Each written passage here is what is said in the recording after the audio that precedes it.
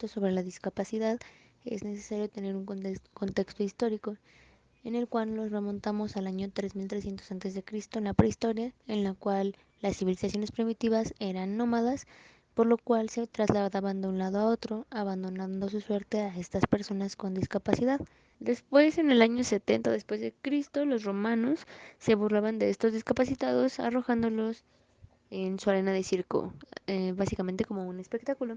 Para la Edad Media, en el año 500 después de Cristo, a estas personas con discapacidad se les tomaba como un castigo divino, y en la mayoría de los casos eran abandonados en monasterios o masacrados por la iglesia. Y a partir del siglo XVI se presentaron avances sobre la educación para personas sordas en Gran Bretaña, Holanda, Alemania e Italia.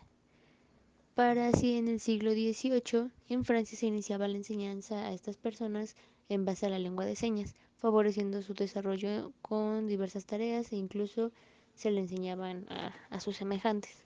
Y para el siglo XIX se utiliza el término discapacidad y esto conlleva a que se trate de comprender el retraso mental y otras discapacidades. El cuidado de estas personas pasó de ser de la beneficencia y caridad a ser preventivo y de seguridad. Y también en el siglo XIX, pero en 1863, se crean 22 escuelas para sordos en Estados Unidos. Y en el siglo XX, siendo más exactos, después de la Primera Guerra Mundial, muchos jóvenes tuvieron consecuencias a nivel mental y físico, lo que causó que recibieran subsidios por sus discapacidades adquiridas. Gracias a esto se creó la Organización Internacional del Trabajo y en 1919 se instauraron algunas normativas y programas de rehabilitación para proteger a estas personas con discapacidad congénitas o adquiridas. También en el siglo XX proliferaron las aulas especiales para sordos, ciegos, parálisis cerebral y así como para niños con retraso mental. Y en 1955 la Organización Internacional del Trabajo publica su recomendación número 99 sobre la rehabilitación y el empleo de los inválidos, que apuntó a la integración social y laboral de las personas con discapacidad. También aparece el modelo médico biológico de la discapacidad, en la cual menciona que es una enfermedad que debe de ser curada desconociendo los factores sociales. Y a partir de entonces se crean especialidades tales como la fisiatría, traumatología, kinesiología, psicomotricidad, terapia ocupacional y psicología de la rehabilitación para entender estos esfuerzos. Y llegando a los años 70 surgieron movimientos sociales de personas con discapacidad, cuyo objetivo era luchar por mejorar la calidad de vida de las personas con discapacidad, asegurar la accesibilidad al medio físico y social y por el derecho a una vida independiente. Y en 1978, Mary Warnock expresó en el Parlamento de Inglaterra la igualdad en el régimen educativo para personas con discapacidades, el cual define que la educación debe de ser lo mismo para todos los estudiantes, aceptándolos tal y como son. Las Naciones Unidas en 1982 aprobaron el Programa de Acción Mundial para las Personas con Discapacidad. En su artículo 21 establecieron que para lograr los objetivos de igualdad y plena participación no bastan medidas de rehabilitación, sino que también se debe de asegurar el acceso de vida familiar, empleo, educación, vivienda, seguridad social, participación en grupos sociales y políticos, actividades religiosas, relaciones afectivas y sexuales, el acceso a las instalaciones públicas y a la libertad de movimiento. Y para el año de 1992, la Asamblea General de las Naciones Unidas proclama el 3 de diciembre como el Día Internacional de las Personas con Discapacidad. En esta declaración se utiliza el concepto de persona con discapacidad en vez de decir discapacitado o insuficiente o minusválido.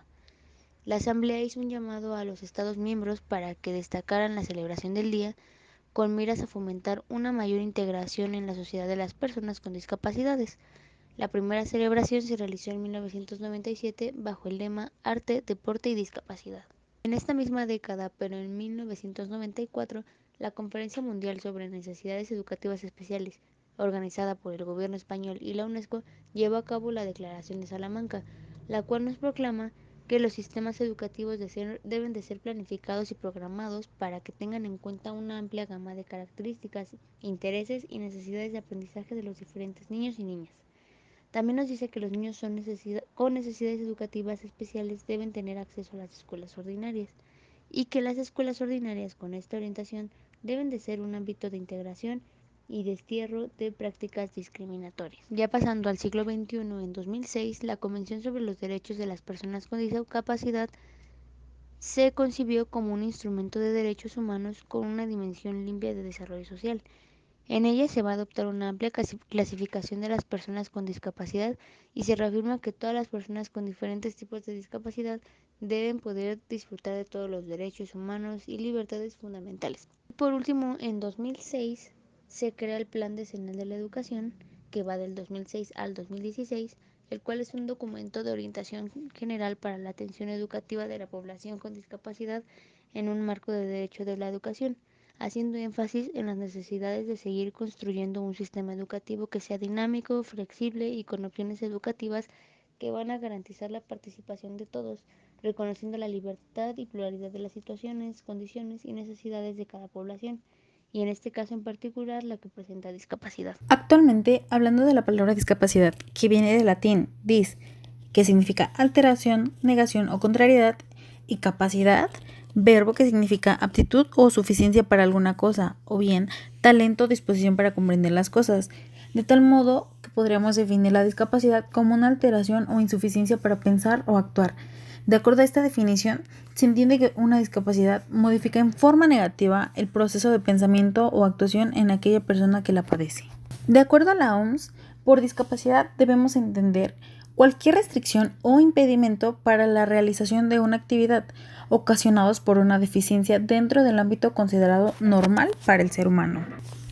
Por otro lado, tenemos a nivel nacional el DIF, que señala que la discapacidad es la falta o limitación de la capacidad de una persona para realizar una actividad en la forma o dentro del margen que se considera normal para el ser humano. Ambas definiciones consideran un parámetro al que llaman normal para la realización de las actividades simples del hombre. Sin embargo, la primera se referencia a la capacidad y la segunda a la deficiencia. Términos relacionados, pero con significados opuestos, ya que mientras el primero denota aptitud, el segundo indica pérdida, mas no por ello son contradictorias entre sí, pues ambas hablan de una carencia que impide el desempeño normal de las actividades humanas. El Programa de Acción Mundial de las Naciones Unidas define la discapacidad en función de la relación que hay entre las personas y su ambiente, señalando que ocurre cuando las personas enfrentan barreras culturales, físicas o sociales que les impide el acceso a los diversos sistemas de la sociedad que están a disposición de los ciudadanos. La discapacidad o minusvalidez es, por tanto, la pérdida o limitación de las oportunidades de participar en la vida de la comunidad en un pie de igualdad con los demás. Esta definición varía mucho de las dos anteriores, ¿cierto? Ya que en ella no solo se hace referencia a alteraciones físicas o psicológicas que limitan a las personas en sus actividades cotidianas, sino también a aquellas limitaciones sociales y culturales que ponen en desigualdad de circunstancias a quienes las poseen. Por lo que una persona puede ser discapacitada no solo en el ámbito físico, sino también en el social y cultural. Por otra parte, diversos textos clásicos de la ciencia médica señalan que la palabra discapacidad significa el conjunto de limitaciones físicas o intelectuales asociadas. Sin embargo, de acuerdo con teorías más contemporáneas, clínicamente todos tenemos, en mayor o menor grado, limitaciones físicas, alteraciones en la salud o problemas conductuales, emocionales o adaptativos. Partiendo de esto último, podemos distinguir que la diferencia radica en la importancia o permanencia de dichas limitaciones, haciendo referencia una vez más a un margen normal y a la capacidad, la cual, al ser afectada, interviene en forma perjudicial en la vida de las personas. Por lo que podemos resumir que el término discapacidad tenía que ser pensado en el contexto de las relaciones sociales y en la producción material y simbólica de significados planteados en nuestra sociedad. Pero, ¿qué es lo normal y lo anormal? Lo normal pasa a ser todo aquello que la población manifiesta con más frecuencia según la edad, raza, origen o nivel socioeconómico. De este modo, podemos considerar que lo normal sería el ideal, mientras que lo anormal implica una desviación de la norma.